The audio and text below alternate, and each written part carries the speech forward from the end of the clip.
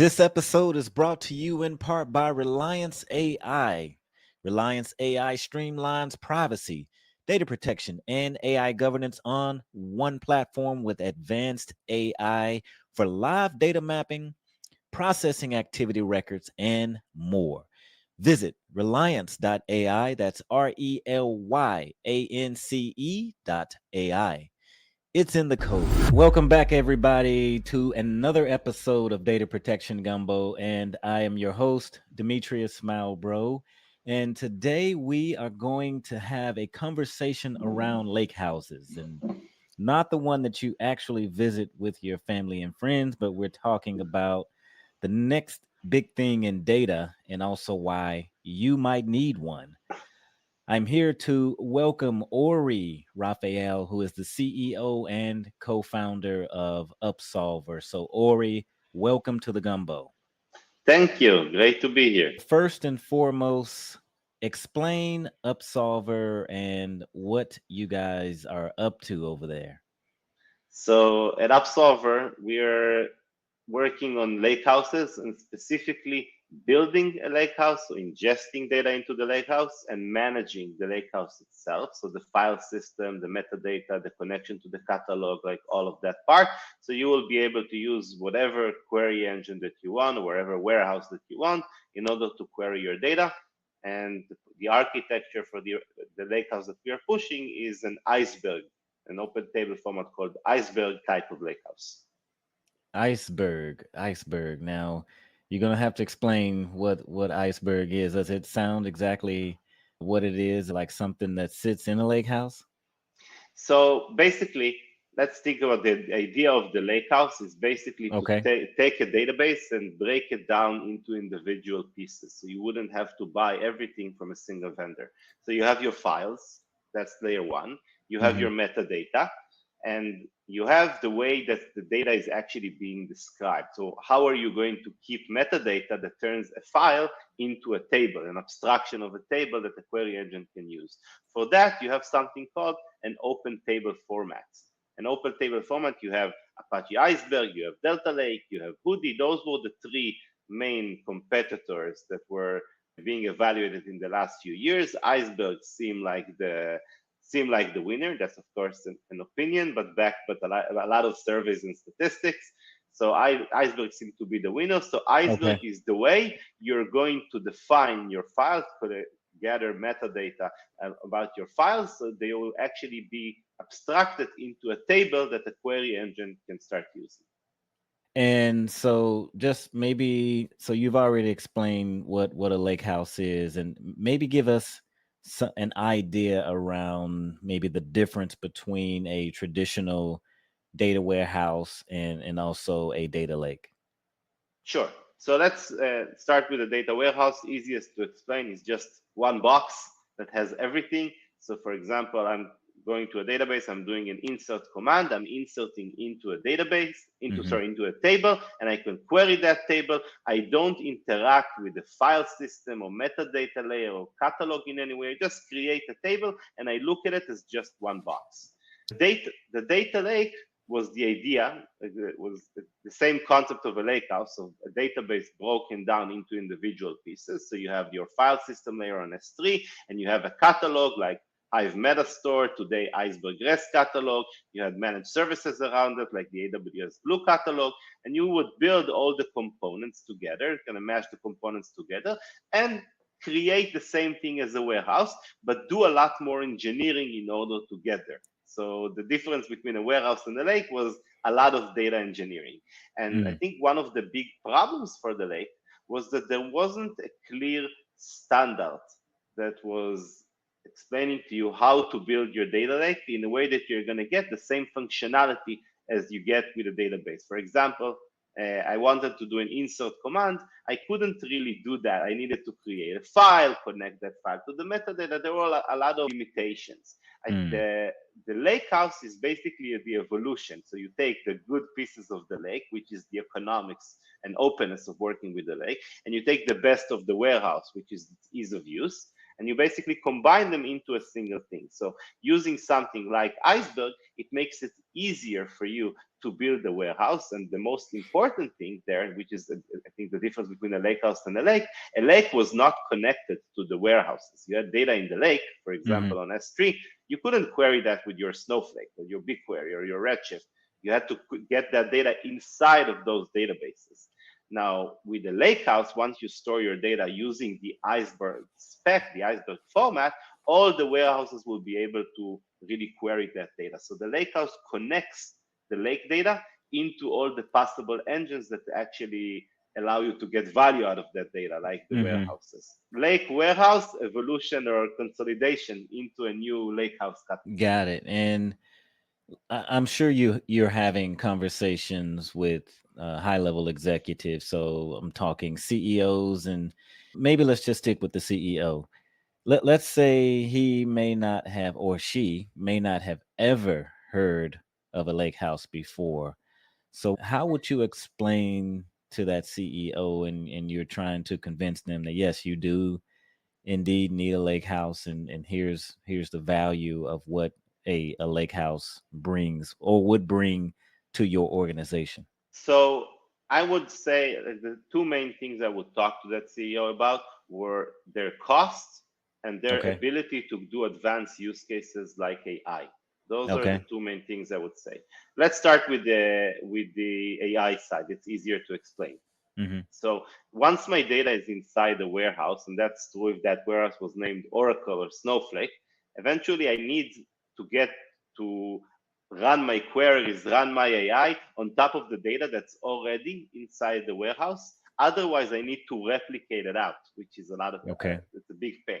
A lot Mm-hmm. of customers would say today, I like this warehouse for BI, but I don't like it for AI. I want to use something else for AI. So if you want to go with best of breed tooling and allow advanced use cases to develop in your organization, you want to keep your data in a way that you can employ multiple engines to query that. How are you doing that? You're using a lakehouse. Lakehouse gives you an open source storage, metadata, and hopefully also governance for your data. So you own your data and you use the query engine according to the use case. So if you want to do AI and BI together, probably it's best to use open source storage like Iceberg. So that would be my number one. My Okay. number two would be cost. And one of the biggest items today in any company's IT budget is the data warehouse costs. So once you use a Oh. warehouse, usually there is a high premium as a result of that. But a warehouse is not just used for queries. It's used also for processing data. For example, let's say I want to bring data into my warehouse. I need Mm-hmm. to spin up warehouse clusters, and they need to work all the time, like at least during the time that I'm writing data into that database. And if I want to write data all the time, which is what all the companies want to do, especially in security, you get events, you want them to be immediately accessible. So you Mm-hmm. need to have warehouse clusters up all the time. So that's a high cost for you. And warehouse compute is also expensive.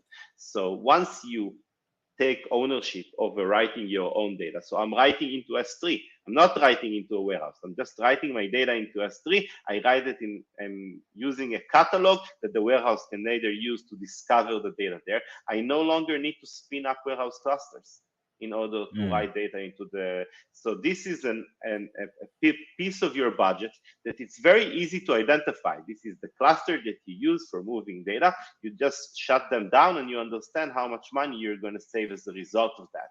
And that's just, say, step number one. Step number two is you don't need to store your data twice. You don't need it to be in the lake and then in the warehouse. You can just store it in the lake and make it queryable there. So you save a complete data copy. And in addition, you get more bargaining power with your warehouses because they no longer hold your data as they don't have it in their proprietary format. So you could create some competition between them and get the best rates for querying your data. So you have multiple layers of big cost reduction. And I'll Mm-hmm. quote from a survey that a company called Dremio in our space did earlier this year. And they said 70% of enterprises plan to move to open table format, which means the Lakehouse, in the Okay. next 3 years. So 70% of it, that's a high number. And Mm-hmm. 50% of them expect to save more than 50% of the analytics costs. So that's Okay. a high expectation for cost reduction, and often the reason why people want to move quickly into the kind of adopt Iceberg quickly. The more I pay for my warehouse, the more incentive I have to move into a lakehouse architecture. Okay. So obviously, that CEO will truly be concerned about the impact to the business and how can they get the right information quickly so they can make informed decisions about how to move the business in the right direction to increase revenues. So I guess what's the competitive edge or advantage that a company would gain from a lake house and the whole architecture around the lake house? And also another question as well, like what specific industry would benefit mostly from a lake house? Let's take security, for Security. example. Okay. How can you, a security company is basically a data company, an analytics or AI Yeah. company. They need to Right. create value out of a lot of data. So how can they do that? What do they need? First of all, they need a lot of data. So they want to storage much of it for as long as they can. Cost is often prohibitive.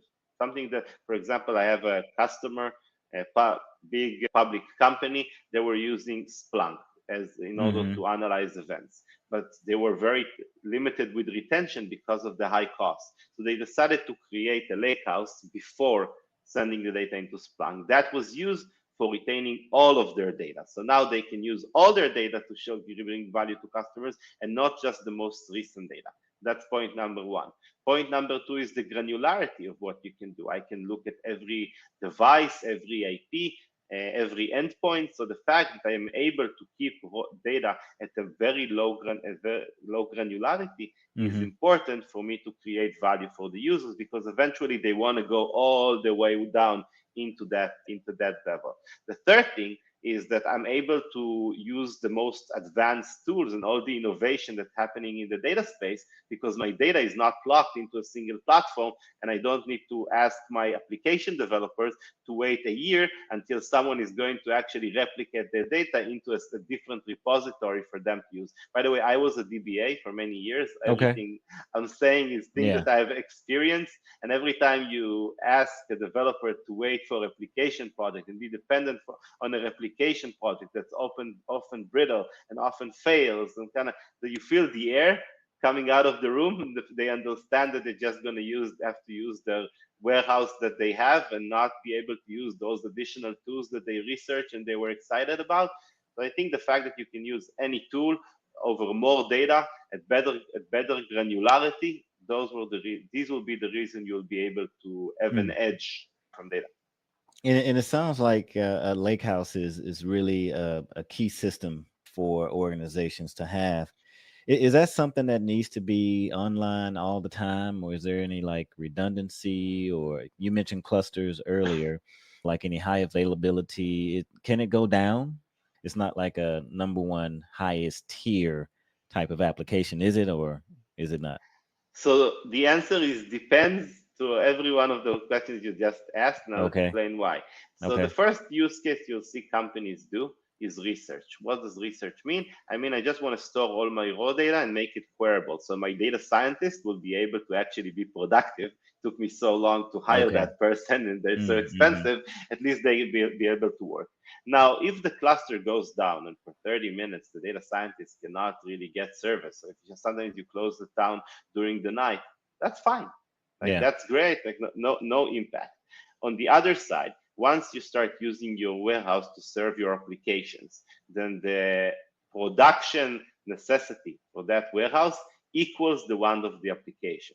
For example, we have customers that drive all their financial reporting to customers and all their product analytics through the warehouse. So Mm-hmm. every time the warehouse is down, they need to go and apologize and report it to tens of thousands of partners that they have.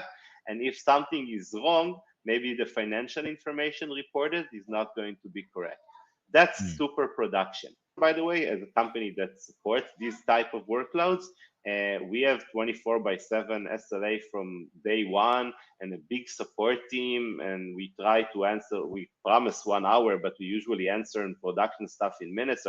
It's a very important requirement for customers that you're going to give, almost S3 level availability because the warehouse could become super production. So it really depends. And maybe the rule of thumb, if it's research, that's sensitive. If it's dashboards, more sensitive if it's internal employees, super sensitive if it's external employees or financial reporting, Hmm. or any type of machine learning application that does trading.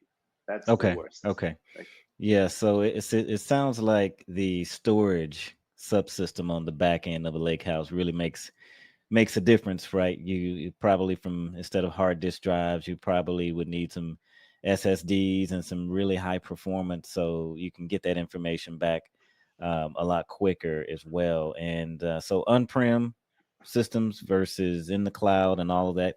Can you explain the differences between maybe the performance impact of the different types of disks and whether you're running on-prem or in the cloud? yeah. So first of all, I would say that the most important thing that I've been in the business for 20 years. I feel like the Hmm. most important thing that has happened in those 20 years is the invention of cloud object storage. Okay. Yeah. So Yeah. like S3. So the first thing I learned when they gave me the 800-page book on Oracle internals is that an I/O operation, a disk operation, is your enemy. And Mm. in then general, local disks are the enemy. They break down, they run out of space. You need to add them. Like a lot of the work you do around databases is related to storage. But Hmm. once you have cloud object storage, it does no longer have the characteristics of regular storage. First of all, it's unlimited. Second, it's very stable on performance. It never breaks. So you have these advantages, and Snowflake used those advantages. The reason Snowflake was successful is because they used those advantages to build a better data warehouse, the idea of a decoupled data warehouse. And the performance you can get out of S3 is amazing. There are limitations. You can get amazing performance out of S3. Still, I see most of the warehouse companies using local SSDs more of a caching layer than Hmm. long-term storage. Yeah. So long-term storage on cloud object storage create ease of use and unlimited scalability for the warehouses. The SSDs allow you to cache, SSD and in-memory type of behavior. Those both allow you to get better performance when you actually go and query the data. Okay. And so you mentioned S3 a few times as well. Is this also something that I guess the other hyperscalers, maybe your Yes, product, so Google, Microsoft, Azure, all those things. it's Yeah. the Yeah. same. It's the same concept. Our product today works on AWS. It will be Okay. deployed to other clouds in the future. I'm giving Hmm. S3 because it's the most famous object storage, I guess, and also it's also a standard. The GCP object storage is S3 compliant. But the idea I'm saying here is not specific. The Lakehouse is not specific Yeah. to Yeah. Amazon. It's the Okay. same everywhere. And earlier you mentioned AI, right? So that brings me to thinking about the future of data management. And what are you seeing when you look at your crystal ball as far as data management and lake houses are concerned? And maybe you're sitting in the future right now with what you're creating and what you've created with Upsolver, but what do you see beyond that? What do I see beyond that? Well, I think that the journey to the lake house hasn't been completed yet. Like I told you, Okay. the lake was a very chaotic space. Nothing was really standardized. From a lot of Hmm. functionalities was missing, and it's clear to all the vendors that are working on lake houses that it needs to be warehouse compliant. It needs to do Okay. the exact same thing that warehouses give you. On storage file system, we are there. Open table formats, and which is basically metadata, we are there. Iceberg solved the problem. It can improve, but we already have what we need to build a good warehouse. I think that on the catalog side, right now there is a lot of happening in our space. I don't know if you've seen that Snowflake has released an open source catalog called Polaris. Databricks took Mm. their catalog called Unity. And right now we're in the middle of catalog wars. And the catalog is Okay. type of linchpin because the catalog is where you're going to set your governance. And if you're an enterprise, the place that you define your policies is not something that you want to change every day. So it can create a type of lock-in. And I think that the idea is to take as much. I think what the customer wants is that as much of the governance as possible would be open source. I feel like the catalog piece, I don't feel it's just the status in the market. The catalog piece, what is it going to support? Which vendor is going to offer which catalog? That Mm-hmm. part is being matured, but it probably going to be matured by next year, but we are not all the way there. So I think asking about the future, the spec for an Iceberg or Lakehouse catalog is going to be there, and that will be the last piece that we're really missing. I think that all new warehouses that are going to be born are going to be lakehouses and not warehouses. This is not an idea. Like if you even look at the Snowflake earnings report, and Mm-hmm. listen to what their CFO is saying. Snowflake today is they keep the storage today in the Yeah. warehouse, and in the Lakehouse paradigm, the storage remains with the customer. They're projecting a reduction in storage revenue, and they're projecting a reduction in storage revenue means that the storage is going to go into the customer account instead of Snowflake accounts. Snowflake is not going to monetize out of that revenue. That's a very strong sign that we are going to see lake houses spread like wildfire in the next 3 to 5 years. And that's going to be the number one trend that's going to change warehouses. So how big it is? Warehouses had their first version of enterprise data warehouse on premise. You have your cloud warehouse that was Redshift, cloud hosted. Then you had your decoupled, which was Snowflake, basically separating compute and storage. And now Mm-hmm. we are moving into an open format lakehouse. That's Okay. Gen 4. So that's the biggest thing that's going to happen there. And that's going to unlock a lot of the AI innovation happening out there because the major platforms will no longer lock the data from those platforms. So the small startups of the world that want to innovate on top of data would be able to do it quickly and not go through less hurdles, have less barriers of entry that are in front of the customers. I think that's Got going it. to support the AI revolution. Okay, insightful. And one final question here for you. The job market is a little interesting right now. We keep hearing talks of recession and inflation, and there's a political battle going on over here in the US, and it's just a lot going on, a lot of layoffs still happening as well.